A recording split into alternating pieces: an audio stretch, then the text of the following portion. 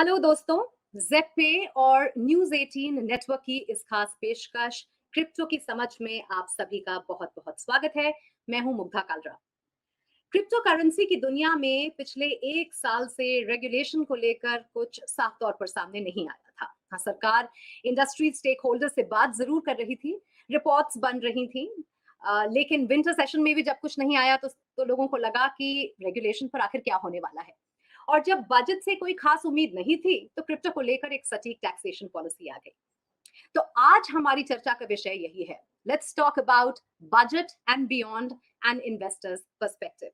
मेरे साथ यहाँ आज मौजूद है एक बेहतरीन panel. Let me welcome to this webinar mister Malik Khan Kotaria, co-founder and chairman Finnovation Labs, Mr. Manoj Jain, co-founder Bitfair, Mr. Anush Bhasin, founder Quagmire Consulting, and Mr. Avinash Shekhar, CEO Zetpay. Welcome, gentlemen. सबसे पहले बड़ा सवाल तो यही है कि आप लोगों को जो बजट में हुआ उससे क्या रिएक्शन रहा आपका? Mister Katoria, I'll start with you. Thank you Mukta. मेरे हिसाब से तो any kind of regularity clarity अगर इस स्पेस में आती है तो वो वेलकम है। अब इस पे क्लियरली लोगों की दो राय है। कुछ लोग ये भी कहते हैं कि आपने उस चीज़ पे कोई रेगुलेशन या रेगुलेटरी क्लैरिटी लाई नहीं और आपने उस पर टैक्स ला दिया, तो ये कैसे हो सकता है। मगर मेरा मानना ये है, और जो भी हमने दुनिया भर में देखा है अलग अलग देशों में, कि जहाँ पर भी कोई भी किस्म की रेगुलेटरी क्लैरिटी आती है, शुरू में शायद वो थोड़ी चैलेंजिंग या नेगेटिव भी लगे, तो उसका लॉन्ग टर्म या मीडियम टर्म में पॉजिटिव इम्पैक्ट ही आता है। और हम जैसे जो लोग ये पैनल में हैं जिन्होंने इस स्पेस को सालों से देखा है, ये हाइप साइकिल के बहुत पहले से, आई थिंक ये बहुत ही लॉजिकल स्टेप भी है in terms of maturing of the industry. So मैं तो इसका स्वागत करता हूँ। Mr. Jain, what would you say? What was the reaction like at Bitfair? No, actually, till before this budget, we used to be compared. हम लोगों को crypto currency वालों को कंपेयर किया जाता था, कोई गलत काम कर रहे हैं, you see. And now with this tax coming in, at least हमको एक उस नज़र से नहीं देखा जाता. So एक वो अच्छी चीज़ है इन्वेस्टर के लिए भी, and as well as now the rich investors or the institutional investor can also come in. वो लोग भी आ सकते हैं, और क्योंकि tax has come and these HNIs or family offices or institutional investors in India and can actually come because they keep all the accounting systems with them properly, so they can actually follow all the norms the government has kind of come out in budget. Anush, Quagmire Consulting, what was the mood like in your organization? And would love to know कि Quagmire किस तरीके से जुड़ी है इस पूरे crypto currency से, and जब बजट आया तो were you expecting this or not? Mugdha, first of all, thank you for having me. At Quagmire, हम 2018 से एक compliance related objective से काम कर रहे हैं, that even if government ने नहीं बोला अभी तक कि taxable है या नहीं है, tax law was very simple. Tax law हमेशा कहता था all incomes are taxable, and हम investors, traders, कोई भी तरीके का crypto stakeholder जो इस economy में काम कर रहा है, हम उनको काफी टाइम से compliance में help कर रहे हैं. Was this expected? Definitely, because government काफी टाइम ले चुकी है to figure out crypto regulatory overall structure कैसा बनाया जाए, and एक टाइम के बाद so many investors have stepped into this ecosystem कि government को किसी टाइप की clarity लाना बहुत जरूरी था. Overall structure लाने में थोड़ा सा टाइम लग सकता है, it's very complicated, but taxation was much simpler. And हमें पूरी expectation थी that इस टाइम budget में at least कुछ clarity तो expect की जाएगी. It is a very welcome step. What is the tax rate? How is it going to be implemented? थोड़े से questions हैं अभी, but I still feel overall it's great. Avinash, we have been talking a lot about this. कब आएगा regulation, क्यों regulation नहीं आ रहा है, और जब अब आ गया तो was that expected? I don't think so, क्योंकि जब हमारी बातचीत हो रही थी पिछली बार क्रिप्टो की समझ में, तो every time it would come out कि भाई आज देखते हैं क्या आएगा, कुछ रेगुलेशन आता है, पर टैक्सेशन के बारे में सोचा था कि एकदम सीधे टैक्सेशन पे पहुंचेगी बात. तो एक्चुअली मिक्स सिग्नल आए थे गवर्नमेंट से, लग भी रहा था कि आ भी सकता है, नहीं भी आ सकता, और जब आया तो आई थिंक जो टैक्स रेट आया है उसके ऊपर भी थोड़ी मिक्स्ड के रिएक्शन है। एक तरफ तो आई थिंक काफी वेलकम स्टेप है, काफी क्लैरिटी आई गवर्नमेंट की तरफ से कि कैसे टैक्सेशन होगा, और आई थिंक ये रेगुलेशन की तरफ से भी एक और एक स्टेप है। बट कुछ चीजों पे है जो हम गवर्नमेंट से बात कर रहे हैं, जैसे कि 30% टैक्स, स्पेशली जो डिडक्शन नहीं अलाउड है और जो टीडीएस का इशू है, उसके ऊपर हम गवर्नमेंट से बात कर रहे हैं। बट हाँ, ओवरऑल मुझे लगता है कि सही स्टेप है राइट डायरेक्शन में, और जो डिटेल्स हैं आई थिंक वो काफी अगले कुछ हफ्तों में हो सकता है कुछ वर्कआउट हो, बट ओवरऑल सही स्टेप है ये।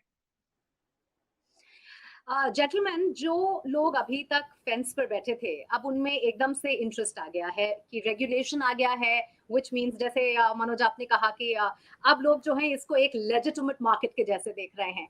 तो जो लोग अभी तक सोच रहे थे that we will wait and watch, अब उन लोगों को इंटरेस्ट है। और आज हमारे साथ जो लोग जुड़े हैं वो लोग जो हैं काफी बेसिक से सवाल भी पूछना चाहते हैं कि भाई हम कैसे आए इस मार्केट में, कितना इन्वेस्ट करें, पोर्टफोलियो का कितना हिस्सा होना चाहिए, एक्सेट्रा एक्सेट्रा। इससे पहले कि मैं आपके पास आऊं, let me tell everybody who is watching us here कि आपके सवाल हम जरूर लेंगे अपने सारे पैनल एक्सपर्ट्स से, तो आप फटाफट उसको अपनी चैट विंडोज में जाके लिख दें, और जैसे जैसे वो मेरे पास आते जाएंगे मैं वो सवाल अपने एक्सपर्ट से आज पूछ लूंगी।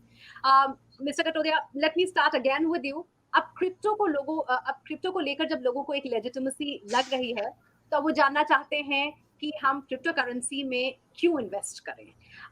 बेसिक क्वेश्चन जो लोग पेरिफेरी पे हैं कि व्हाई क्रिप्टो।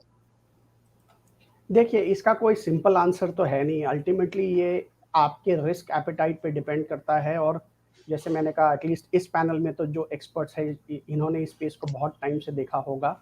मैं तो इसको 2012-13 से देखते आ रहा हूँ, जब इसके बारे में कोई बात भी नहीं करता था और बिटकॉइन का प्राइस कहीं और ही था। तो एक बहुत बड़ी कम्युनिटी है ग्लोबली जो इसमें कन्विक्शन रखती है, और ये कन्विक्शन की वजह से आती है। अगर आप कोई भी टेक्नोलॉजी देख लें लास्ट 8-10 साल में जो आई है, जिसको हम डिसरप्टिव टेक्नोलॉजी कहते हैं, चाहे आर्टिफिशियल इंटेलिजेंस हो, बिग डेटा हो, एक और अगर आप कोई भी एसेट क्लास को देख लें दूसरी ओर, आई मीन एक्विटीज में तो लोग इन्वेस्ट करते ही है, बॉन्ड्स में, म्यूचुअल फंड्स में, एक्सेट्रा, कहीं पे भी इस तरह का कन्विक्शन या पोलराइजेशन नहीं होता। या तो कुछ लोग बिल्कुल ही इसमें दे स्वेयर बाय इट, या कुछ लोग, जो मैंने काफी सारे इकोनॉमिक्स कॉन्फ्रेंसेस वगैरह में मैं स्पीक करता हूँ और भी आते हैं, वो इसको कहते हैं कि बेसिकली ये तो जीरो है, इसमें कुछ है नहीं, देयर इज नथिंग अंडरलाइंग। हमने कुछ दिन पहले आरबीआई के डिप्टी गवर्नर का भी स्टेटमेंट सुना था, जहाँ पे इन्होंने इसको tulip mania, Dutch tulip mania के साथ कंपेयर किया था, और उन्होंने तो यहाँ तक कहा था कि एटलीस्ट वहाँ पे ट्यूलिप्स तो थे, यहाँ तो कुछ नहीं है, it's just bits and bytes which can be created as much as you want. So ultimately इसको अगर आप कन्विक्शन के हिसाब से जाते हो, और बहुत बड़ी कम्युनिटी है ग्लोबली जो इसको कन्विक्शन, बिकॉज ये डिसेंट्रलाइज्ड है तो उसमें गवर्नमेंट कंट्रोल नहीं आए, तो अगर उस पॉइंट से जाते हो, तो मैंने तो बहुत लोगों को देखा है जिन्होंने ये पूरा अप एंड डाउन साइकिल, यही चीज पहले 2016, 17, 18 में भी हुई थी, बहुत पीक हुआ था, फिर बहुत बुरा क्रैश हुआ, they have kept on. And I am sure आपने, आपके दर्शकों ने भी एक टर्म सुना होगा, हॉडल या हॉडलर्स, HODL, वो मतलब होल्ड का जो उन्होंने स्पूफ किया है, hold on for dear life. तो बहुत सारे हॉडलर्स हैं जो कहते हैं आई डोंट केयर इसमें अप या डाउन जाएगा, मैं इसको लॉन्ग टर्म 10-20 साल के लिए रख के बैठूंगा। अल्टीमेटली आपको ये समझना है कि आपका एक तो रिस्क प्रोफाइल के हिसाब से आप कितना इसमें निवेश करना चाहते हो या नहीं, कन्विक्शन नहीं भी हो तो, अगर प्योरली एज एन इन्वेस्टमेंट। दूसरा ये भी है, कम से कम बिटकॉइन जैसे जो क्रिप्टोज है या टोकन्स है, लॉजिकली अगर आप इसको देखें, ये अप एंड डाउन साइकिल्स तो आते हैं और बहुत वायलेंटली भी आते हैं, तो इन्वेस्टर्स काफी शेकअप हो जाते हैं।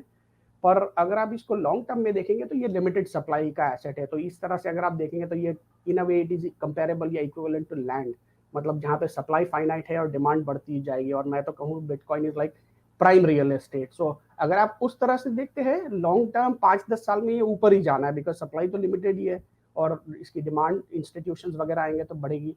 तो अगर आप उस पॉइंट ऑफ व्यू से देखते हैं तो आप इसको मतलब you can just by it and keep it for your children kind of a thing, जैसे हमारे पुराने जमाने में हमारे बाप दादा रियल एस्टेट या प्रॉपर्टी के बारे में या लैंड के बारे में ऐसे बोलते थे। तो मेरा तो ये मानना है।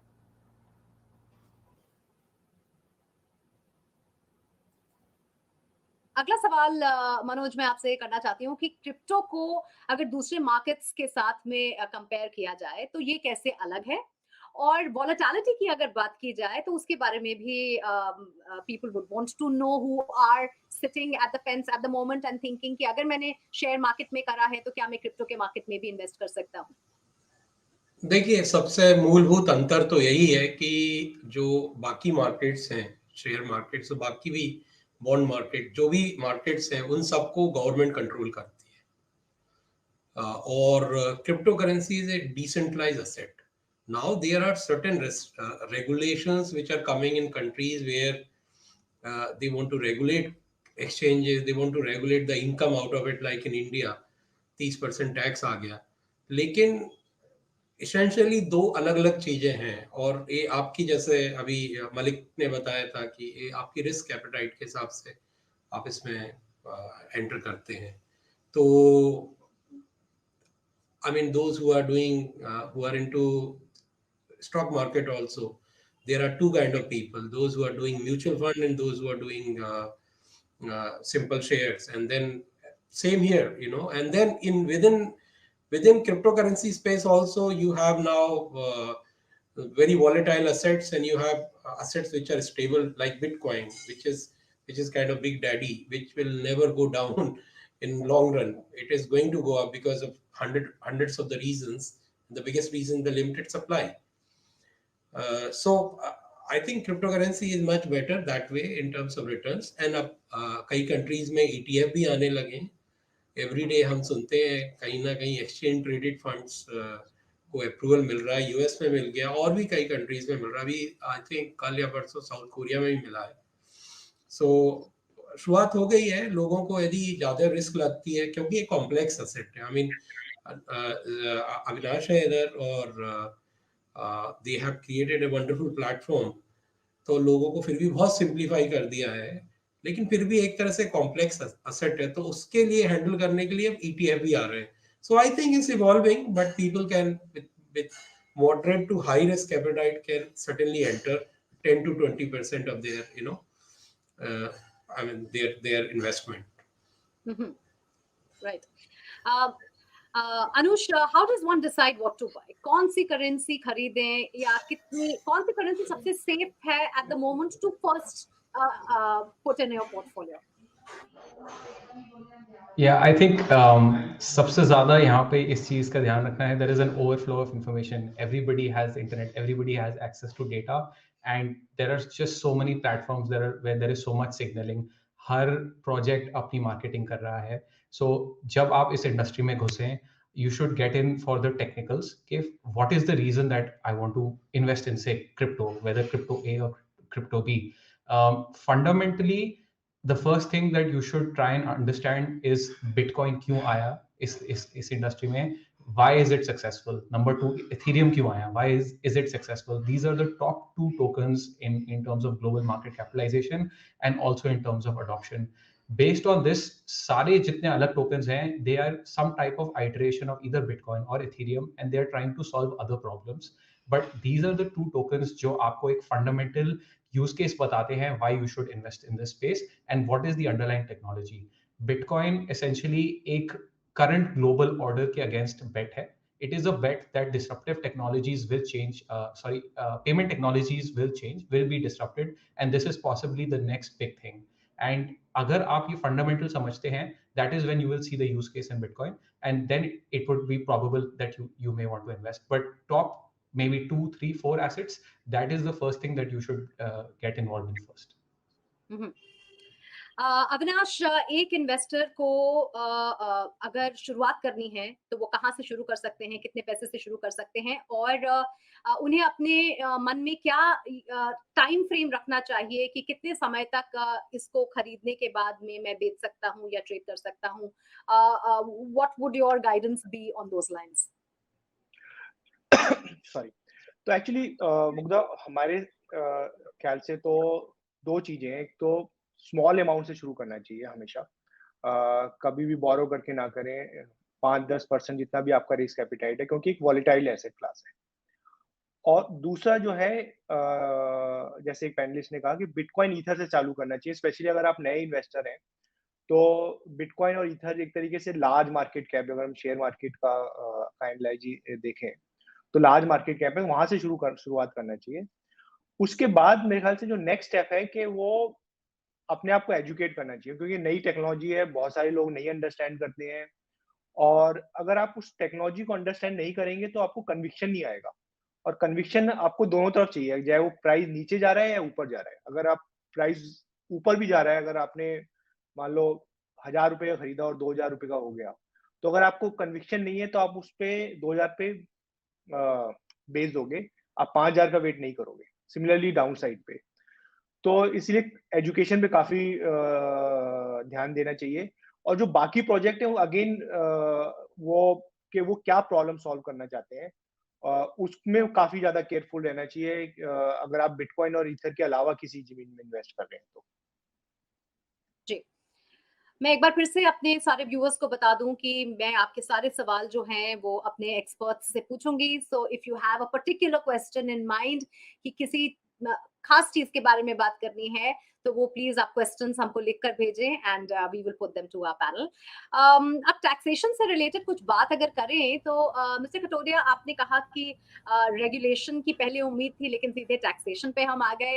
What was the sentiment like, और अब जो ये टैक्सेशन आया है तो जैसे कि अनुज ने भी कहा कि थोड़ा बहुत एम्बिग्विटी है कि इसको कैसे कैलकुलेट होगा, कैसे किया जाएगा।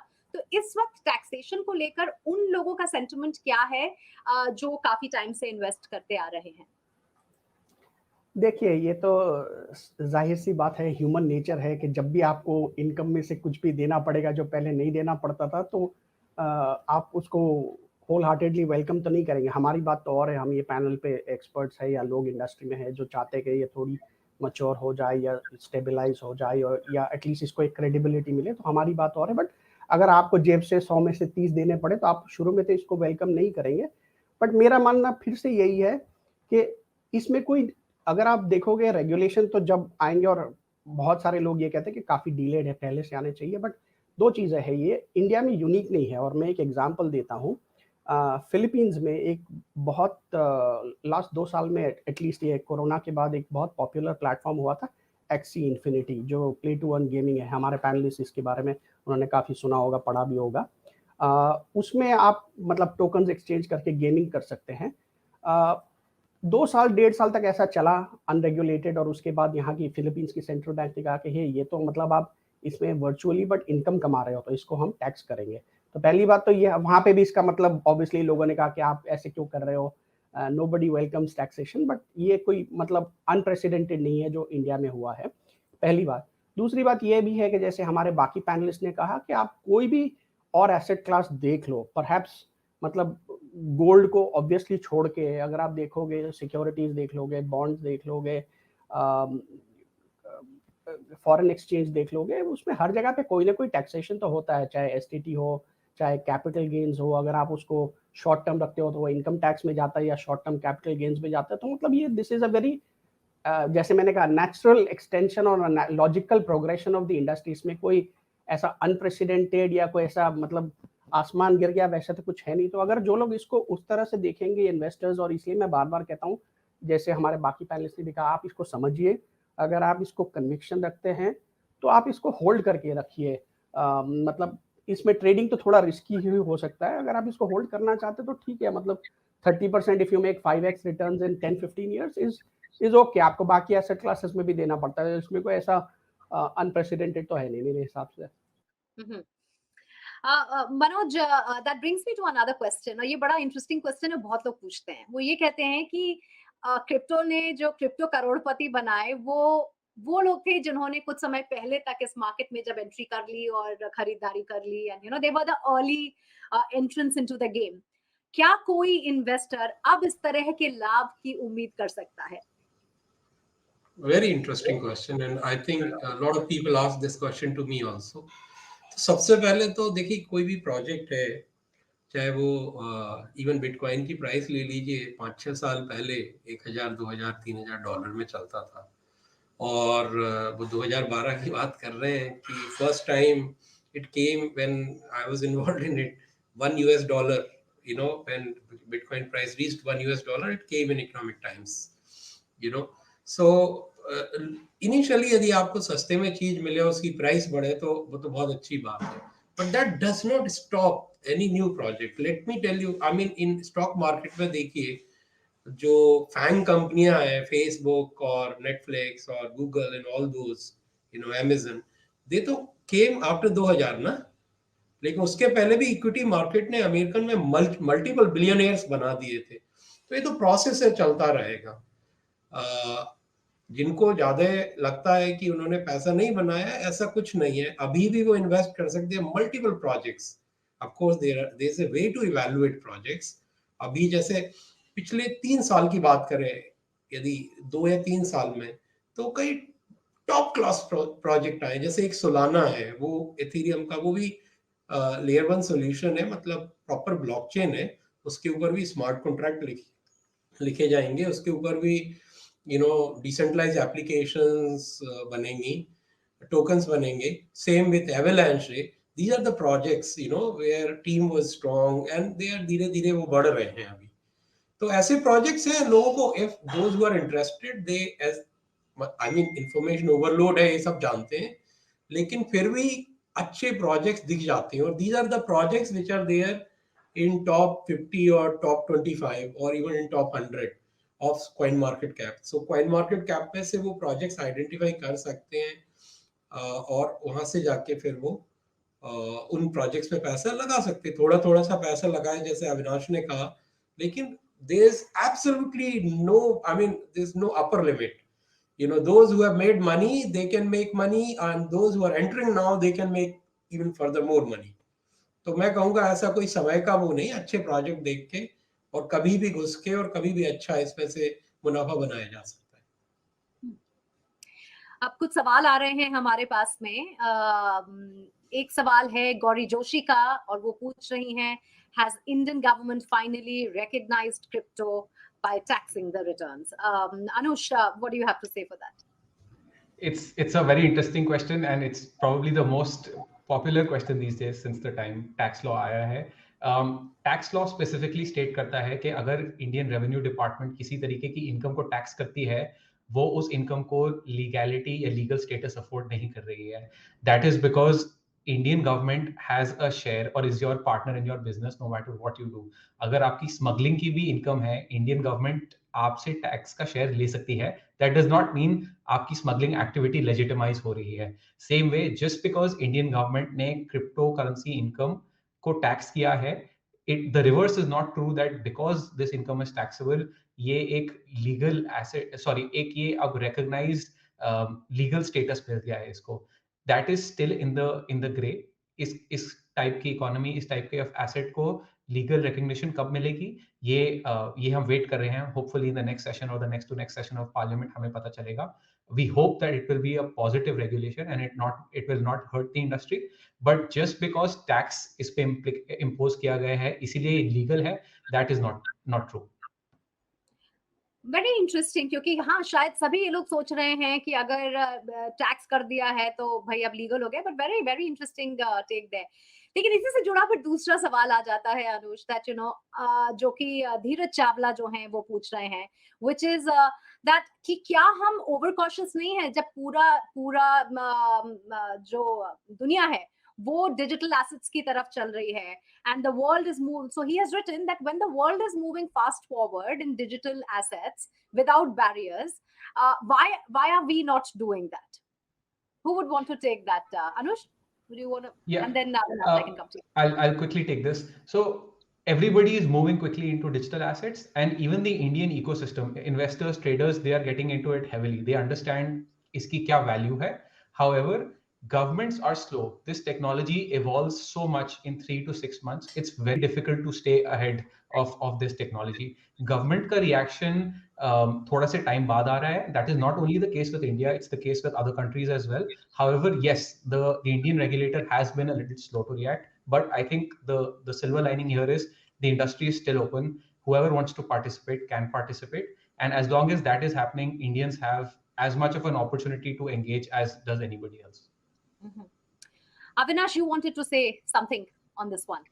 तो 2-3 चीजें एक्चुअली। पहले तो ये है कि आई थिंक अनुज ने पहले बोला कि जैसे कि जो टैक्स है उसका कोई मतलब नहीं है कि ये लीगल है कि इलीगल है। उसका रिवर्स भी ट्रू है कि जो क्रिप्टो है वो कभी भी इंडिया में इलीगल नहीं था और आज की डेट में भी इलीगल नहीं है। इनफैक्ट हम लोग सुप्रीम कोर्ट में गए थे, हम सुप्रीम कोर्ट में भी ये डिस्कशन हुआ था। जो हम लोग गवर्नमेंट से अभी जो बातचीत चल रही है, जो गवर्नमेंट लाना चाहती है वो रेगुलेशन लाना चाहती है ताकि जो लेजिटिमेट प्लेयर्स हैं, जो कस्टमर इंटरेस्ट है, उसको प्रोटेक्ट किया जाए। इसका मतलब ये नहीं है कि क्रिप्टो इलीगल है इंडिया में। दूसरा जो एस्पेक्ट है, जो वर्ल्ड किस डायरेक्शन में जा रहा है, इसमें एक्चुअली हमको ना दो चीजों को डिफरेंशिएट करना पड़ेगा कि एक तो इन्वेस्टर है जो बिटकॉइन ईथर में या जो बाकी प्रोजेक्ट्स में उसमें इन्वेस्ट कर रहा है। दूसरा जो है वो जो लोग उस प्रोजेक्ट में काम कर रहे हैं। अगर हम सोलाना में जो काम कर रहा है, जो पॉलीगॉन जो क्रिएट कर रहा है, वो लोग इंडिया में जाके क्रिएट कर रहे हैं कि वो इंडिया के बाहर क्रिएट कर रहे हैं, और क्या हम लोग ऐसा इन्वायरमेंट दे सकते हैं उनको कि हम इंडिया में ही वो इंडिया में क्रिएट करें उस टेक्नोलॉजी को, बाहर जाके ना क्रिएट करें। वो आई थिंक मुझे लगता है ज्यादा इम्पोर्टेंट है, और एटलीस्ट उतना ही इम्पोर्टेंट है जितना कि इन्वेस्टर को जो इन्वेस्ट कर रहा है उसमें उसको क्लैरिटी देना। तो मुझे लगता है कि जो अगला बिग ट्रिलियन डॉलर कंपनीज हैं जो इसमें बनने वाली हैं वेब3 में, क्रिप्टो में, वो इंडिया से ओरिजिनेट होंगी कि इंडिया का टैलेंट बाहर जाके किसी बाहर की कंपनी के साथ काम करेगा और वहां उनको वो ट्रिलियन डॉलर कंपनी बनाएगा। तो वो मुझे लगता है कि ज्यादा इंपॉर्टेंट है। उसके ऊपर जो डिस्कशन है थोड़ा कम हो रही है। सिर्फ जो लोग इन्वेस्ट कर रहे हैं उसके ऊपर ज्यादा डिस्कशन हो रही है।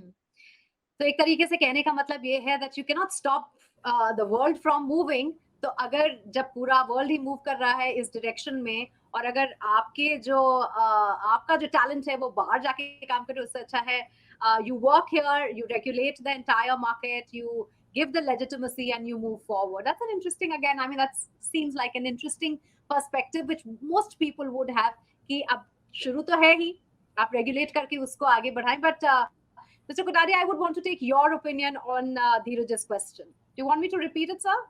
No, that's fine, Mugdha. And मैंने बाकी पैनलिस्ट को सुना, हमें काफी अच्छी पॉइंट्स बोली। मैं धीरज जी को सिर्फ ये कहना चाहता हूँ कि मैं इनके क्वेश्चन से थोड़ा इत्तेफाक नहीं रखता, थोड़ा सहमत पूरी तरह से नहीं हूँ। अगर आप ग्लोबली देखेंगे इसको तो ऐसा नहीं है कि इंडिया बाकी कंट्रीज के मुकाबले स्लो चल रहा है या इंडिया इज एन आउटलायर, ऐसा कुछ नहीं है।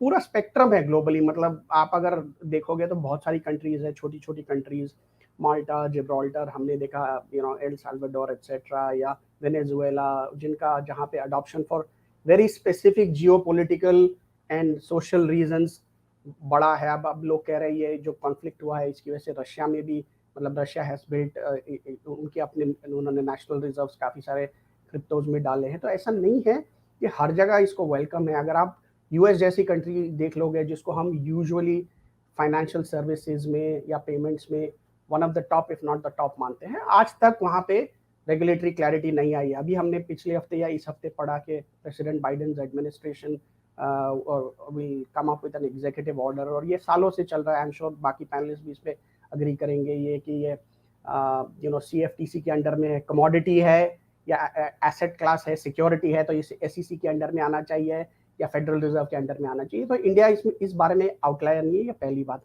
आप सिंगापुर देख लो, अभी रिसेंटली, आई थिंक बस अभी आने वाला है, अभी ये पब्लिक कंसल्टेशन चल रहा है जो ऑमनीबस लॉ के बारे में बात हो रही है, जहाँ पे they have said very clearly कि अगर आप जब तक आप सिंगापुर में रजिस्टर्ड एंटिटी हो, एक्सचेंज हो, चाहे आप सिंगापुर कस्टमर्स को नहीं भी टारगेट कर रहे हो, सर्विस कर रहे हो, you will be covered by our regulation. तो सिंगापुर तो मतलब यहाँ पूरे एशिया में as one of the financial centres माना जाता है। They have also taken a reasonably cautious approach. अगर आप इसके मुकाबले you see as another hub like UAE, so UAE is taking a more maybe open-minded approach. So ये पूरा spectrum है, इसमें ऐसा कुछ नहीं है। आई मीन चाइना तो हम सब जानते हैं, चाइना ने तो इसको आउटराइट काफ़ी बार बैन कर दिया, माइनिंग भी बैन कर दिया। सो बहुत सारी लार्ज कंट्रीज है जो अदर, और अब चाइना में हम जानते हैं कि otherwise payment systems are amongst the most advanced in the world. आप WeChat पे या Alipay वगैरह देख लो, they are the sort of originators of the wallets. तो I do not entirely agree कि दुनिया कहीं और जा रही है और इंडिया कहीं और है, ये दूसरी बात। और तीसरी बात हमको समझना पड़ता है, जैसे मैंने कहा कि पॉलिसीज चाहे ये डिसेंट्रलाइज्ड भी हो कभी भी सेंट्रल बैंक को वहाँ के लोकल सोशियो इकोनॉमिक कॉन्टेक्स्ट के हिसाब से ही बनाना पड़ता है. I mean all said and done, let's accept India is relatively a poor country, middle class में हमारा एक सेविंग्स का कल्चर है, तो हम इसको रेकलेसली नहीं. If you are the central bank, आपके कुछ ऑब्लिगेशंस भी बनते हैं, इंस्टीट्यूशंस के भी फिड्यूशियरी रिस्पॉन्सिबिलिटीज है, तो आप होलसेल में जिस चीज का अभी तक रेगुलेशन आया नहीं है उसको आप पूरी तरह से मतलब ओपन नहीं कर सकते. या जहां आपको डर है, मैंने वो ट्यूलिप मेनिया के बारे में बात करी, तो जो और मैं तो काफी सेंट्रल बैंक से दुनिया भर में एंगेज करता हूँ, डील करता हूँ, तो I can say first hand ये concerns are not unique to RBI और India, and they are very legit in their own ways. तो हमको ये भी उनका पॉइंट ऑफ व्यू भी समझना पड़ेगा कि अल्टीमेटली हो सकता है कि आरबीआई स्लो हो, but perhaps they are going cautious because वो उनको इन्वेस्टर प्रोटेक्शन ज्यादा इंपॉर्टेंट लगता है. और ऐसा नहीं है जो बाकी पैनलिस्ट ने हमारे कहा कि जस्ट बिकॉज आप क्रिप्टो इन्वेस्टमेंट के बारे में थोड़ा कंजर्वेटिव अप्रोच लेते, इसका मतलब नहीं है कि आप टेक्नोलॉजी के बारे में कंजर्वेटिव. ये हमको बहुत क्लियरली समझना पड़ेगा कि जो टेक्नोलॉजी है जिसमें एंटरप्राइज, अभी I have been fortunate to be involved with the Tamil Nadu government on their state level blockchain policy rollout. अगर आप देखोगे it's one of the best in the world, और मैं हर कॉन्फ्रेंस में उसका एग्जांपल देता हूँ. तो ऐसा नहीं है कि इंडिया पीछे है, या जैसे हमने सुना सोलाना वगैरह डेवलपमेंट हब है India for so many of these projects. तो आपको टेक्नोलॉजी समझना पड़ेगा, enterprise and government adoption at scale समझना पड़ेगा versus investment. They have just taken a cautious approach or conservative approach only on the investment side of things, and I think for very good reasons. तो हमको, मेरे हिसाब से तो हमको RBI को मैं तो उनकी सराहना करूंगा कि rather than having gone reckless, और हम इसको, मैंने सिंगापुर का एग्जांपल दिया, monetary authority of Singapore MAS, they are considered to be the gold standard of central banks and regulators in Asia. उन्होंने भी कंजर्वेटिव लिया है, तो कुछ तो कारण होंगे ना. वहां तो वो तो फाइनेंशियल सेंटर माना जाता है. तो I think we have to give credit where credit is due to RBI. Very well put. अब अगर इससे थोड़ा हम टेक्निकल सवालों की ओर बढ़ें, Anush, one of the questions that a lot of people also ask is कि हमारे पोर्टफोलियो का कितना हिस्सा होना चाहिए, कि हमें कितना किस तरीके की रिस्क एपेटाइट लेके हमें चलना चाहिए. हमेशा ये कहा जाता है, जैसे कि अविनाश ने भी कहा, कि यू स्टार्ट स्मॉल और आप थोड़ा संयम बरतते हुए चले, पेशेंस रखें, बट पोर्टफोलियो का आने वाले टाइम में आपको क्या लगता है कितना हिस्सा लोगों को ठीक लगेगा to invest in crypto currencies? Sure. अभी के टाइम पे जो रेकमेंडेड पोर्टफोलियो एलोकेशन है, that is anywhere between 1 and 5%. अगर आप also depending on your age group, if you are say below 30, आप अभी अपना करियर शुरू कर रहे हैं, you have the capability of taking more risk, potentially in that case you can look at an allocation a little more than 5 between 5 and 10% as well. However, this is a very very volatile economy. This is a 24/7 market. इसमें अगर आप रात को जब सोने जा रहे हैं, आप देख रहे हैं कि bitcoin is at $100 for example, जब आप उठे तो हो सकता है कि वो $50 पे आया हो. There is no stop loss, there are no circuit breakers here. This is a 24/7 market. तो इस मार्केट को एक टाइम पे डाइजेस्ट करने में भी टाइम लगता है. The recommendation is put a very small percentage initially, get comfortable with how the market works, and then slowly increase your exposure.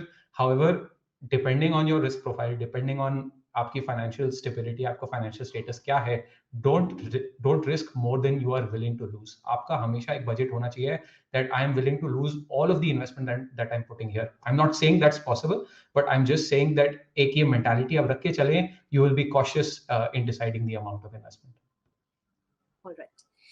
Manoj, दूसरा सवाल जो लोग अक्सर पोर्टफोलियो एलोकेशन के बाद पूछते हैं वो ये है कि अगर मैं क्रिप्टो को अपने दूसरे एसेट्स के साथ में कंपेयर करता हूँ या करती हूँ, तो क्या मैं उनके अगेंस्ट बोरो कर सकती हूँ, उसके क्या बेनिफिट्स हो सकते हैं, और साथ ही जो मेरी पैसिव इनकम है क्या उसके ऊपर मैं और अर्निंग कर सकती हूँ. तो ये दो सवाल हैं, एक होल्डिंग से रिलेटेड है और एक पैसिव इनकम से रिलेटेड, मतलब पैसिव इनकम और होल्डिंग से रिलेटेड, और दूसरा बोरोइंग से रिलेटेड है. देखिए, दोनों एक ही वो है कि अभी 2020 में कई सारे प्रोजेक्ट्स आए थे जिनको डीफाई प्रोजेक्ट्स बोलते हैं. इसमें lending, borrowing and yield farming जिसको बोलते हैं, वो शुरू हो गए। थोड़े कॉम्प्लिकेटेड है, आम लोगों को समझ में नहीं आएंगे, इसलिए कई और प्रोजेक्ट्स बन गए उसके ऊपर, अच्छे प्रोजेक्ट्स बन गए जो आपको you just put your money there and then they will generate yield for you. So there are ways to earn against your crypto. You know, you can lend your crypto, or you want to borrow against by giving collateral of your crypto. You can do that and use that borrowed USDC or other amount to do something else on the DeFi platform, and in the process earn it. एक तो वो है, लेकिन जिनको ये समझ में नहीं आता तो वो सेफी प्लेटफॉर्म भी है, ब्लॉकफाई टाइप के और भी सेल्सियस टाइप के, वहां जाके वो अपना डाल सकते हैं और वहां से अर्निंग ले सकते हैं। मार्जिन लेंडिंग के प्लेटफॉर्म्स हैं, और जो एक्सचेंजेस हैं, global exchanges, I am not aware about ZebPay, but global exchanges में भी है अर्निंग की। I mean, you can earn interest on your asset. So वो possible है। Of course, against your cryptocurrencies in your holding, normal आदमी तो पैसा वैसे देता नहीं, ना कोई इंस्टीट्यूशन देती है, तो आपको इकोसिस्टम में ही वापस आना पड़ता है उसको अर्न करने के लिए। Avinash, can I put this question to you? ज़ेपे के दो तीन बहुत बेहतरीन फीचर्स हैं जो कि बहुत क्लाइंट फ्रेंडली हैं। Could you please tell us about those? हाँ मुग्धा, सो बेसिकली हम लोग एक्चुअली दो तरीके के अभी प्रोडक्ट ऑफर कर रहे हैं इस उसमें। एक तो कस्टमर जो है इंटरेस्ट राइट वर्ड है कि नहीं है, बट पैसिव इनकम अर्न कर सकते हैं अपने क्रिप्टो के ऊपर। और दो तरह के फीचर है। एक तो इंटरेस्ट वाला फीचर है जिसमें आपको बेसिकली लॉक इन करना पड़ता है 3 महीने के लिए, 6 महीने के लिए, 15 दिन के लिए। उसमें आप थोड़ा ज्यादा रिटर्न अर्न कर सकते हैं। दूसरा हमारा एक अर्न करके एक फीचर है जिसमें हम कुछ कॉइन्स हैं जिसके ऊपर हम एक रिटर्न देते हैं कस्टमर को सिंपली बाय जो हमारे पास वो रखते हैं क्रिप्टो उसके ऊपर। तो ये दोनों फीचर्स अवेलेबल है हमारे पास। जो लेंडिंग वाला फीचर है कि क्या कस्टमर अपने क्रिप्टो के अगेंस्ट बोरो कर सकता है कि नहीं बोरो कर सकता, तो देखिए इंटरनेशनली तो काफी ज्यादा हो रहा है। काफी इस मामले में काफी बड़ी इंडस्ट्रीज बन रही हैं। काफी बोरोइंग, लेंडिंग, बोरोइंग दोनों हो रही है। इंडिया में अभी भी थोड़ा कॉशियस अप्रोच है कि रेगुलेटरी पॉइंट ऑफ व्यू से कि क्या पॉसिबल है कि नहीं है, वो हम लोग कभी भी एवेल्युएट कर रहे हैं। तो ये अभी नहीं है इंडिया में, बट आप पैसिव इनकम जरूर अर्न कर सकते हैं अपने क्रिप्टो के ऊपर ज़ेपे के थ्रू। राइट। अब अगर हम थोड़ा फोकस करते हैं इस तरफ कि कौन सी ऐसी करेंसीज हैं या यूनिट्स हैं जिनको लोग आजकल पसंद कर रहे हैं, और यही किंजल का भी शायद सवाल है। Let me just scroll through that. Kinjal Jain वो पूछ रहे हैं कि what to buy for futures. और अगर इसी को अगर हम थोड़ा सा और इस सवाल का दायरा अगर मैं बढ़ाऊं, तो ये जानना जरूरी है कि हर रोज आप नई नई बातें सुनते हैं, तो कहाँ पढ़ा जाए, कहाँ से इंफॉर्मेशन लाई जाए कि ये चीजें जो हैं अभी इन्वेस्ट करनी चाहिए इसमें, ये एक ग्रोइंग पोर्टफोलियो है या इसके पीछे डेवलपर्स कौन है, उस तरीके की जानकारी कहाँ से मिल सकती है? Manoj, would you want to take that? So basically देखो, दो तरह की चीजें हैं। एक तो नए प्रोजेक्ट्स हैं। अब नए प्रोजेक्ट्स में पहले 2017 में जैसे ICO आया, इनिशियल कॉइन ऑफरिंग से कई लोगों ने मतलब 80-90% वो प्रोजेक्ट्स खत्म हो गए। तो एक तो है जब प्रोजेक्ट स्टार्ट होता है तब आप घुस सकते हो। अब उसके और भी प्लेटफॉर्म आ गए, जैसे डिसेंट्रलाइज एक्सचेंजेस में भी अब वो अवेलेबिलिटी है, IDO जिसको बोलते हैं, IEO इनिशियल एक्सचेंज ऑफरिंग भी है। सो यदि एक तो इनिशियल स्टेज में आप कर सकते हो। दूसरा जो प्रोजेक्ट्स हैं जो as Anush also said, initial top 2-3, I would say top 25 में ही आप कर सकते हो। You don't need to worry too much about those projects because they are already been tested by community driven. This is a community driven economy, so they've been tested by community and they have been doing good. That's why they are in top 25. I mean, that list is actually genuine.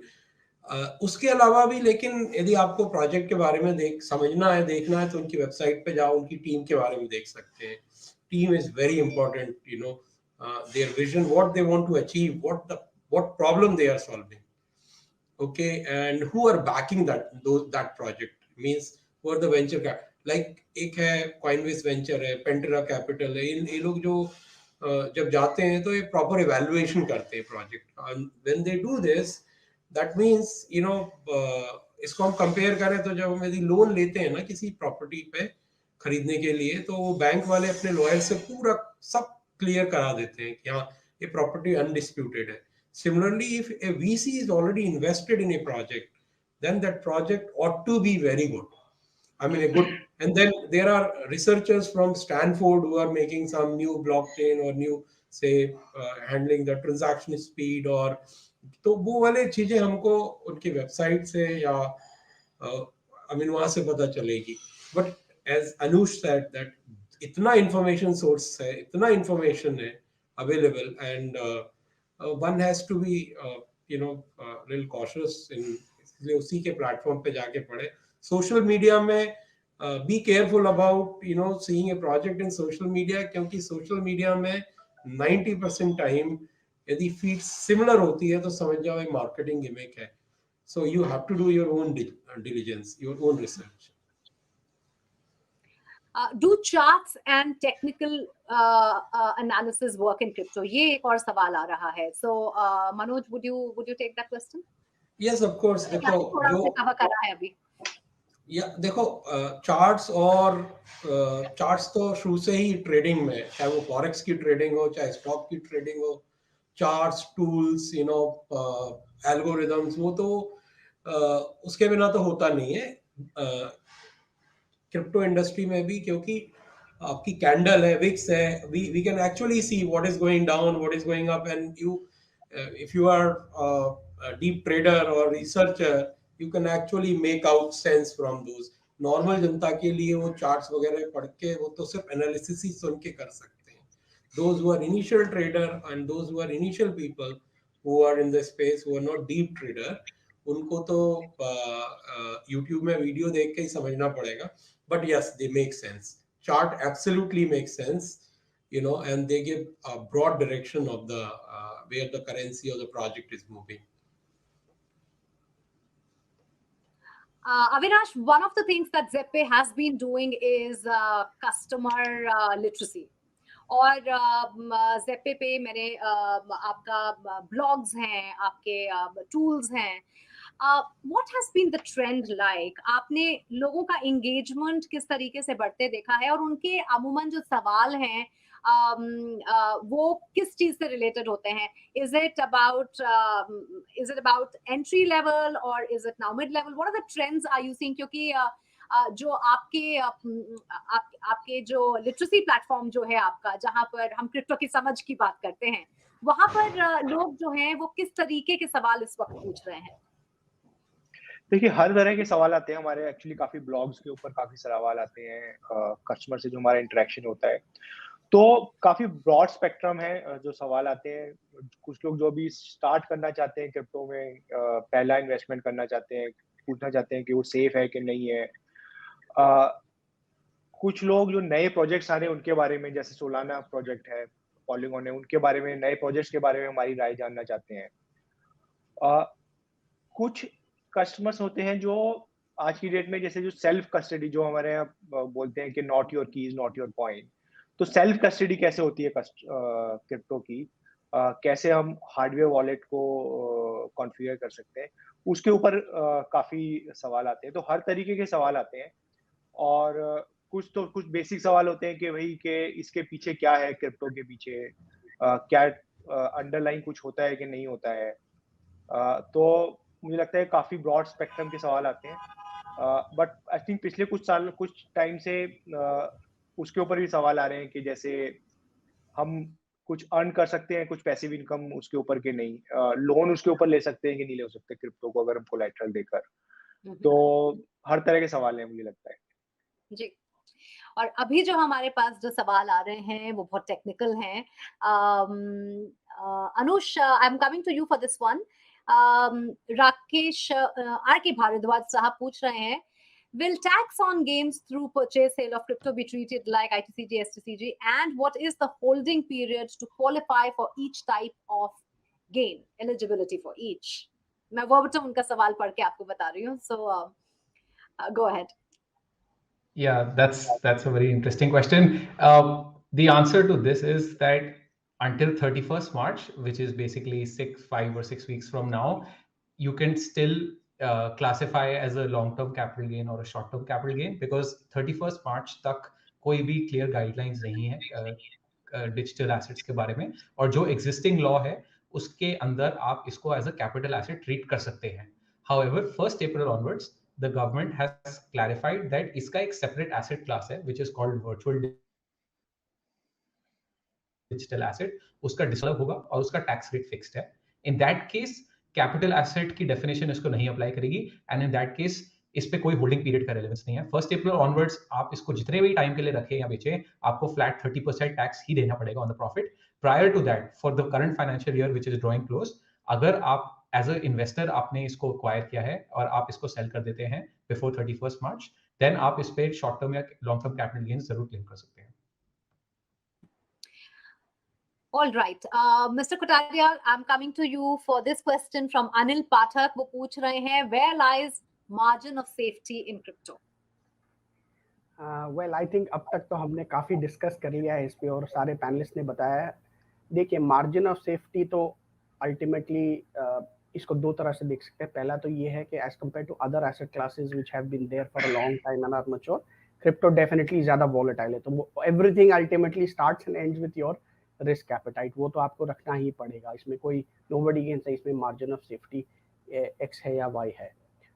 Secondly ये है कि with in crypto also, जैसे हमने सुना, आप इसको bitcoin या BTC या ETH को आप लार्ज मार्केट कैप की तरह या मोर एस्टैब्लिश्ड टोकन्स की तरह देख सकते हैं. तो आप वहाँ पे there is a relatively higher margin of safety. और अगर आप इसको ट्रेंड की तरह से भी देखोगे, आई डोंट बिलीव इन अगले 6 महीने 1 साल में क्या होता है. आप इसको 5-10 साल में देखोगे तो ट्रेंड समझ आता है हाइप के beyond, cutting through the noise. तो आप एक ज़माना था bitcoin used to be as volatile, 30-40-50% का भी डेली स्विंग आता था. अब शायद इतना नहीं आता है, 10-15-20% जो अच्छे खासे स्टॉक्स में भी आता है. हमने देखा इन द लास्ट 2 मंथ्स जो नैस्डैक वगैरह में जो करेक्शन हुआ है, अच्छे स्टॉक्स, आई मीन फेसबुक एक दिन में 20% से गिरा है. तो अब वो एक स्टेज पे आ रहा है, चाहे उसका मार्केट कैप आप देख लीजिए क्लोज टू $1 ट्रिलियन, या उसकी वॉलेटिलिटी देख लीजिए, अब वो नॉर्मलाइज होती जा रही है. I would say it's getting normalised. और बाकी जैसे हमने बाकी पैनलिस्ट से सुना, there are other newer projects जहाँ पे वही है हाई रिस्क हाई रिटर्न. मतलब ये तो लॉ ऑफ मार्केट्स है, there are no free lunches. आप जितना ज़्यादा रिस्क लेंगे उतना ज़्यादा रिटर्न हो सकता है. और अगर आपको सेफ रहना है और लॉन्ग टर्म के लिए रखना है, तो आई वुड स्टिल एडवाइस कि आप बिटकॉइन या ETH के लिए जाइए, मोर सो बिटकॉइन. इथेरियम आपको समझना पड़ेगा. If you are convinced that smart contracts and DeFi is the way forward, तो आप जाइए. बट मार्जिन ऑफ सेफ्टी आपको इन बड़े मार्केट कैप टोकन्स में relative to equity markets, I think अब थोड़ा बहुत एट पार होता जा रहा है.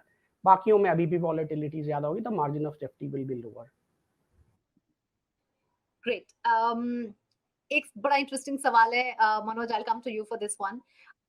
ये सवाल अक्सर लोग इसलिए भी पूछते हैं कि वो ये जानना चाहते हैं कि अगर इतने सारे लोग कर रहे हैं तो शायद ठीक ठाक है, तो मैं भी इस मार्केट में एंट्री कर सकती हूँ. तो रिया का ये सवाल है. रिया मनवोल इज आस्किंग कि how many Indians are investing in crypto currencies today. कितने लोग कर रहे हैं और क्या कोई राउंड फिगर है? या देखिए 15 से 20,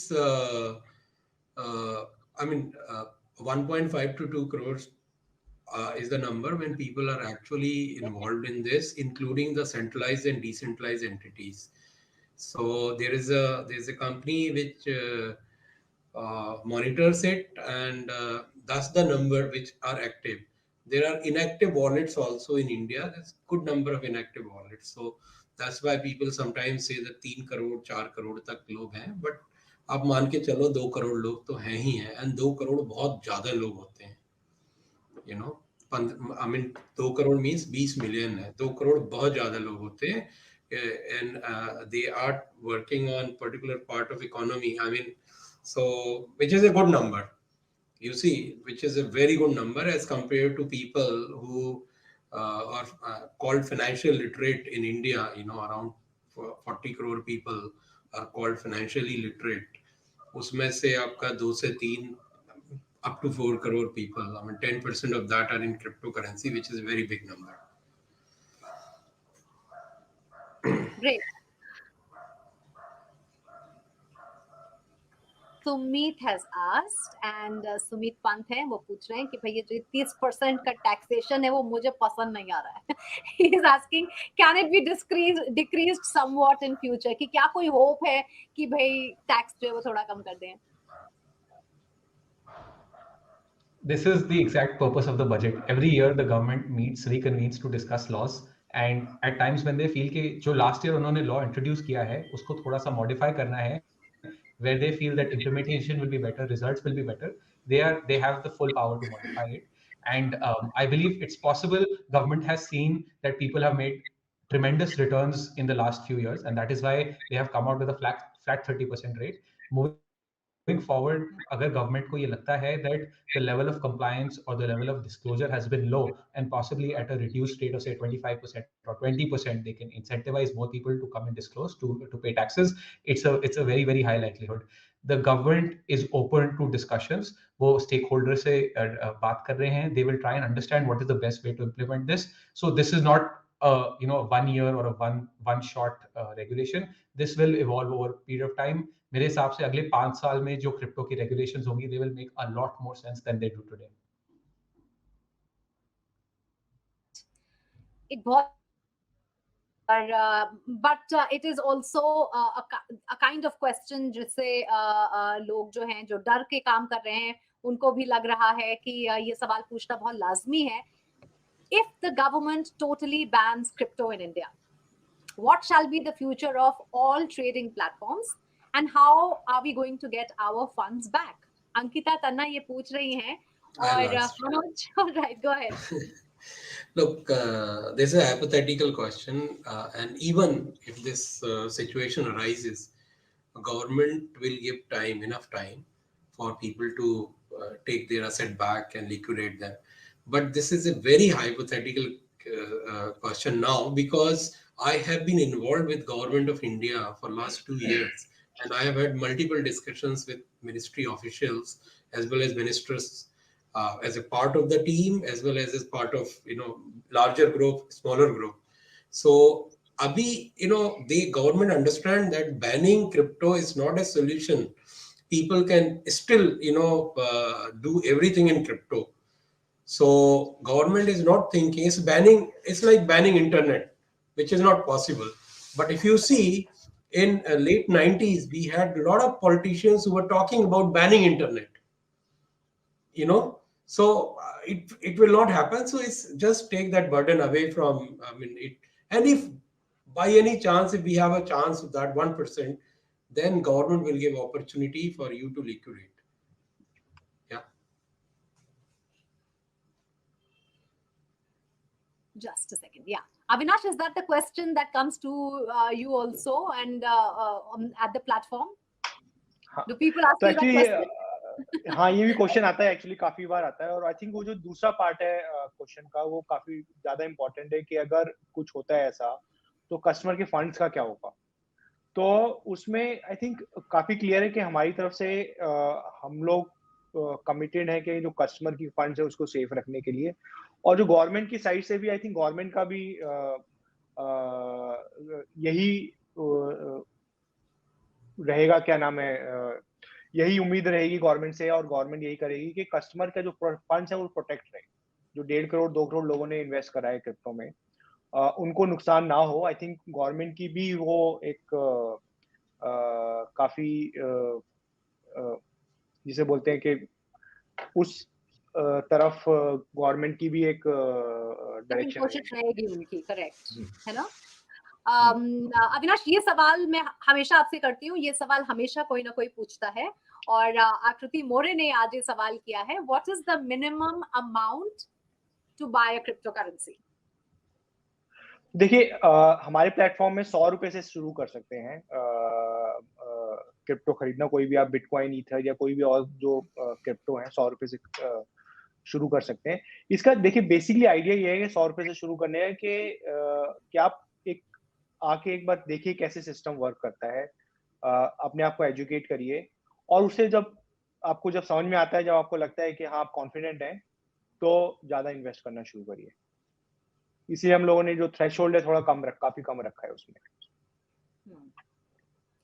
All right. Okay. Now we have some closing comments.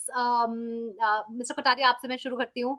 What are the trends that you are seeing in the market? और रिया का भी एक सवाल था कि कितने लोग इन्वेस्ट कर रहे हैं.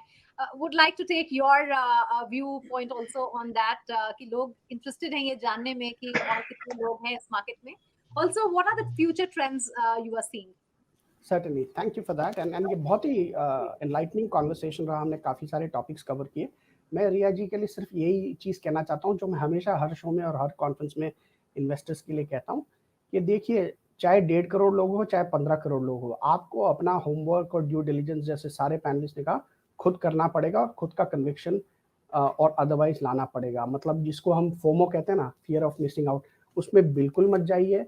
There is a greater fool's theory जो इन्वेस्टमेंट में हम कहते हैं कि मतलब जस्ट बिकॉज ये ऊपर जा रहा है, मैंने खरीदा बिकॉज पिछले वाले ने खरीदा और मेरे बाद किसी और ने खरीदा, कहीं ना कहीं आके ये एंड हो सकता है. तो जैसे हमने बाकी पैनलिस्ट से सुना और अनुज से भी सुना कि आप उतना ही इसमें निवेश करिए जितना you are ready to lose fully. मतलब होगा नहीं, but you have to be mentally prepared for that. So I will advice कि आप फोमो के हिसाब से, ऑफ कोर्स इट्स कंफर्टिंग कि 1.5 करोड़ लोग करते हैं, बट जरूरी नहीं है 1.5 करोड़ में से सबने इसको समझा होगा. हो सकता है ये 1.5 करोड़ ऐसे ही बना, इसमें से मुश्किल से 1 लाख लोग समझते हैं कि व्हाट दे आर डूइंग. तो आपको अपना रिसर्च और अपना ड्यू डिलिजेंस करना पड़ेगा, चाहे 1.5 करोड़ लोग करें या 15 करोड़ लोग करें. और ये होता है, जैसे 2-3 महीने पहले मैं एक और शो में था, तब मेरे को ऐसे ही कोई सवाल पूछा गया था about meme tokens and Shiba Inu. तब Shiba Inu was the rage in India, और मैंने तभी भी कहा था कि ये मतलब कहीं ना कहीं it will and badly for investors.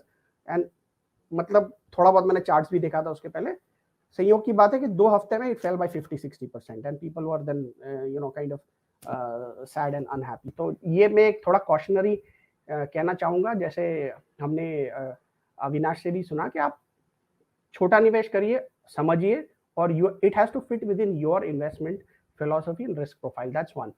Secondly, to the closing question कि इसमें ट्रेंड्स क्या है, देखिए इसमें काफ़ी सारे ट्रेंड्स चल रहे हैं, but in the interest of time मैं इसमें 3 बड़े ट्रेंड्स देख रहा हूँ जो शायद इसको 5-10 साल में डिफाइन करेंगे. Again I like to take that kind of a 2030 और 2035 व्यू. अगले 1 साल 18 महीने में तो ups and downs and volatility चलती रहेगी.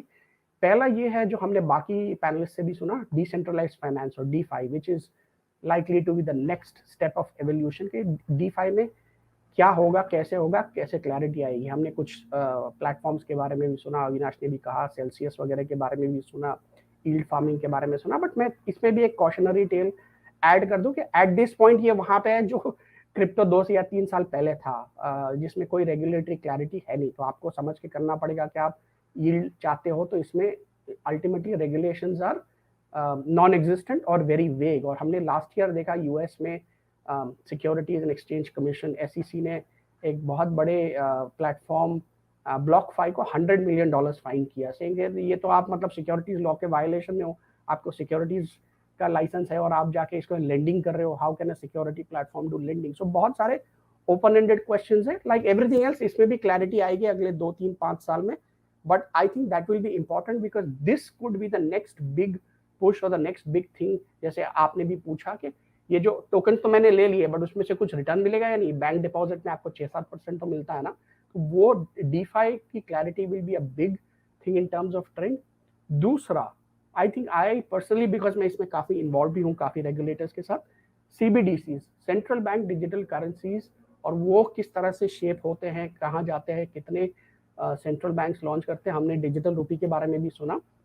आई think that will be very important. Specially I would से China was amongst the first जो सेंट्रल बैंक PBOC चाइना ने डिजिटल युआन लॉन्च किया था और ऑलरेडी काफ़ी शहरों में लॉन्च हो चुका है. तो उसका कैसा रिसेप्शन होता है, बिकॉज जैसे मैंने पहले भी कहा, China is a classic market जहाँ पे the big two Alipay and WeChat pay क्या 1-1 बिलियन कस्टमर्स ऑलरेडी 8-10 साल से इन द मार्केट, एंड हर कोई वही वॉलेट चूज करता है. तो will the digital yuan be able to get that kind of adoption, उससे हमको एक आइडिया आएगा कि बाकी मार्केट्स में कैसे होता है। हमने देखा, मैं एक पैनल में था कुछ महीने पहले जब नाइजीरिया में ई नायरा लॉन्च हुआ था, उसमें कुछ इनिशियल टीदिंग ट्रबल्स आई है। तो I think CBDCs will be another important thing to watch out, because अब सेंट्रल बैंक्स भी कहते हैं, जैसे हमने बाकी पैनलिस्ट से सुना, if you can't beat them then join them. इसको बैन करके तो वो अल्टीमेटली डिसेंट्रलाइज है, कोई ना कोई रास्ता लेके लोग करेंगे। तो उससे बेहतर है कि हम भी अपना एक डिजिटल फिएट करेंसी का एक डिजिटल वर्जन लॉन्च करें।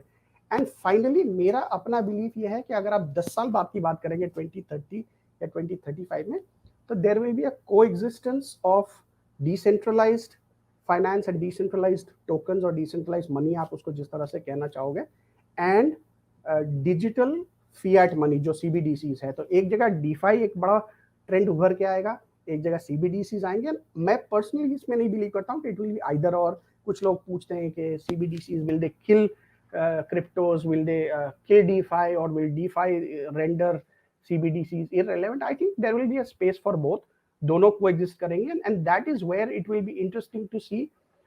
मतलब there is a reason why आज भी लोग US डॉलर या इंडियन रुपी में बिलीव करते हैं। वो अल्टीमेटली तो वो पीस ऑफ पेपर ही है, प्रॉमिसरी नोट है। आप उसको कह सकते हैं कि इसका कोई गोल्ड बैकिंग तो 1970 से खत्म हो गया, but people believe in the central bank, in the sovereign money. तो आई थिंक ये दो कोएग्जिस्ट होंगे। ये 3 बड़े ट्रेंड्स है जो मेरे हिसाब से 5 या 10 साल के हिसाब से देखने होंगे। इंटरमीडिएट तो काफी सारे ट्रेंड्स आएंगे, एंड आई एम श्योर हमारे बाकी panellists are better equipped to answer that. Thank you. Wow, what an insightful and comprehensive forecast there, Mr. Kotadia. Manoj, would you like to add to that? Mr. Kotadia has kind of covered all the things, except one. I would say that cryptocurrency payments are going to become big. So we have currently today $100 billion of payments happening for purchases. We expect that in 2025, $0.5 trillion of payments will happen for purchases, and which will go up and up. So that's an area which is, I mean, there is a small hitch in India, is that legal tender and not legal tender, but there are ways. But globally, it's started getting accepted now, from gaming, iGaming, from travel. I mean, from everywhere. They now started giving the option of paying in cryptocurrency. So that's one big thing. And of course, as he said rightly, that there's in eventually, it's going to be in 5 to 6 to 7 years time, maybe 2030, we have equally strong regulated or kind of regulated centralized economy and decentralized economy. Both economies will prosper, and that's how we'll kind of move into the next part of our age. That's a futuristic look, और बहुत hopeful बढ़िया वाला look है ये। Anush, over to you. We've already covered medium to long term expectations. मैं बहुत ही short term budget specific बात करना चाहूँगा. What is the sentiment at the moment? जो लोग पहले से इन्वेस्ट कर रहे हैं, ट्रेड कर रहे हैं, although they are happy that tax clarity आई है, they are very unhappy because there is a high tax rate, and also there is a huge compliance burden कि हर transaction पे 1% का TDS आपको deduct करके जमा करना पड़ेगा. This is going to cause major disruption to the people जो बहुत active traders हैं या जो बहुत active investors हैं. हमें government की wait करनी है for them to clarify ये provision कैसे implement होगा. Provision becomes applicable 1st July onwards. And until then, I think everybody who has been in this space for some time will just be waiting कि government एक clarity they. For new investors, they're very happy that government clarity लाई है taxation पे. इस asset class को अलग से एक terminology, एक नाम दिया गया है. They are willing to get into this space. That's great. However, ये जो compliance burden है, ये इन पे भी apply करेगा. They need to understand properly ये compliance burden क्या है, इसको कैसे implement किया जाएगा, and how can they ensure that they are on the right side of the law. I think ये next few months are very important to understand ये नई compliance और ये नया tax law कैसे implement होगा, and based on that हमें पता चलेगा कि इंडिया में क्रिप्टो का क्या फ्यूचर है.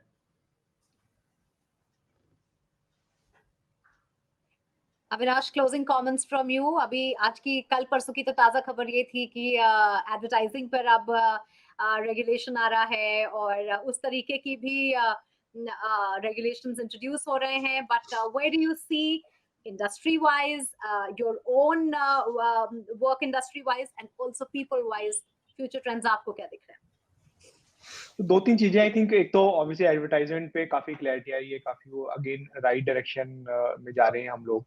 टैक्सेशन पे क्लैरिटी आई है, बट ऑब्वियसली कुछ इश्यूज है, जैसे टीडीएस वाला जो इशू है, होपफुली वो कुछ सॉल्व होगा अगले कुछ हफ्तों में या महीनों में। तो मुझे लगता है डायरेक्शनली तो काफी अच्छा जा रहा है, खासकर इंडिया में। अगर हम एज ए इंडस्ट्री की बात करें, बिकॉज ये ग्लोबल इंडस्ट्री है, तो मुझे लगता है कि आज की डेट में हम लोग, मुझे लगता है कि अंडर एस्टिमेट कर रहे हैं इस इंडस्ट्री को, बिकॉज मुझे ये लगता है कि इंडस्ट्री इंटरनेट से ज्यादा फास्ट ग्रो करेगी। बिकॉज अगर आप देखो कि ये टोटल ओपन सोर्स है, मतलब अगर आप एक डिसेंट्रलाइज्ड प्लेटफॉर्म है, आप लिटरली उसका सोर्स कोड कॉपी करके और उसके ऊपर एक इम्प्रूवमेंट कर सकते हो, जो आप किसी ट्रेडिशनल, अगर आप टेक कंपनी में ऐसा काम नहीं कर सकते। तो इससे काफी ग्रोथ को काफी ज्यादा उसमें मोमेंटम आएगा आई थिंक, और हम लोग अंडर एस्टिमेट कर रहे हैं, मुझे लगता है इस कितना बड़ा होगा। और डिसेंट्रलाइज इकोनॉमी की जब हम बात करते हैं, सिर्फ आई थिंक फाइनेंस तक ही सीमित नहीं रहेगी, नॉन फाइनेंस जो एरियाज हैं उसमें भी आएगी। और मुझे लगता है कि अभी तक हम ऐसे ऐसे यूज केस आएंगे जो हमने कभी सोचे नहीं, मतलब तो मुझे लगता है काफी ब्राइट फ्यूचर है क्रिप्टो का। बट हाँ, शॉर्ट टर्म में तो वॉलिटिलिटी रहेगी। Thank you so much gentleman, आपने अपना कीमती समय हमें दिया और हमारे साथ जुड़े, और जो हमारे दर्शक हैं जो कि वेबिनार में जुड़ रहे हैं उनके भी सवालों का जवाब दिया। Thank you so much for joining in today. और ज़ेपे और नेटवर्क 18 की ये लगातार कोशिश रहेगी कि हम क्रिप्टो करेंसीज में इन्वेस्टमेंट से जुड़ी जानकारी, रेगुलेशन से जुड़ी जानकारी सब आप तक पहुंचाते रहें, so that you can invest your money wisely and enjoy the trading bit also. Crypto की समझ में आज इतना ही। Thanks for watching and thanks gentleman for your time.